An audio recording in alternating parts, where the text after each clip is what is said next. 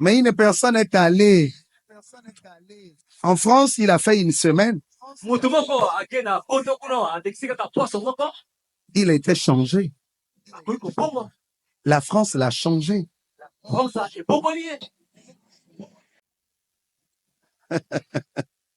La France l'a totalement changé. Une semaine. Il revient. Il voit un safou. Il dit, ça c'est quel fruit? Il voit un coq en train de passer. Il est dit assis avec sa famille. Il dit, oh, quel gros pigeon. Une semaine en Europe. Amen. Est-ce que vous comprenez?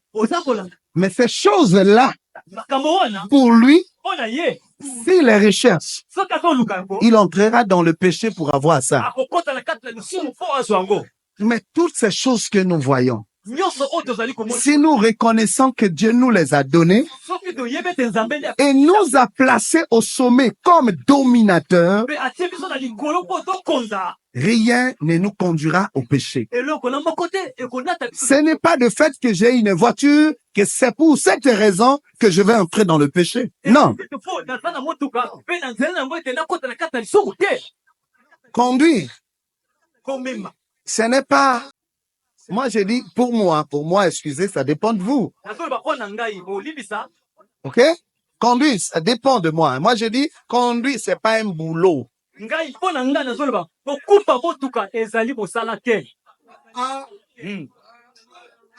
C'est celui qui a la voiture, qui crée le boulot, il te donne, il fait de toi chauffeur.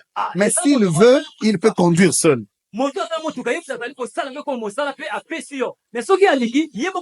C'est lui qui décide de faire de quelqu'un un chauffeur.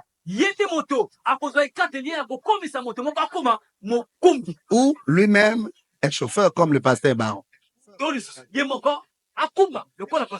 Voilà. Ne c'est pas ça vraiment. Parce que dans les pays évolués, tout le monde conduit. Hein. C'est bien donc d'apprendre à conduire. Le problème n'est pas là. Est-ce que vous comprenez quelque chose? Amen. Applaudissons pour le Seigneur.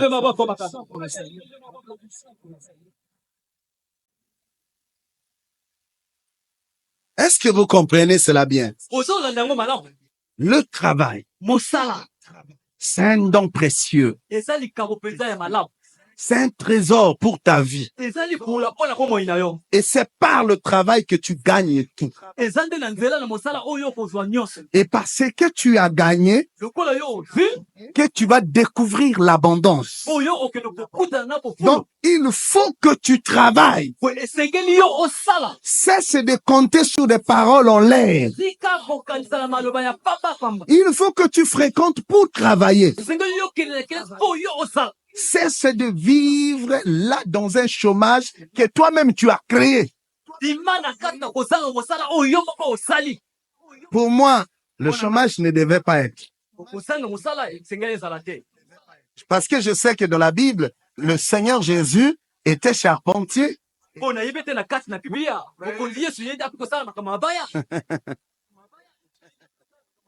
Le chômage ne devait pas être. Tu vends des tomates, tu n'es pas chômeur. Tu es commerçant. OK? Tu vends des cartes prépayées. Tu n'es pas chômeur. Parce que tu gagnes quelque chose. Mais que ta pensée pense à ces choses. Quelqu'un peut dire Amen. Amen. Quand je lis la Bible, sous un ciel ouvert, durant le message que nous avions développé,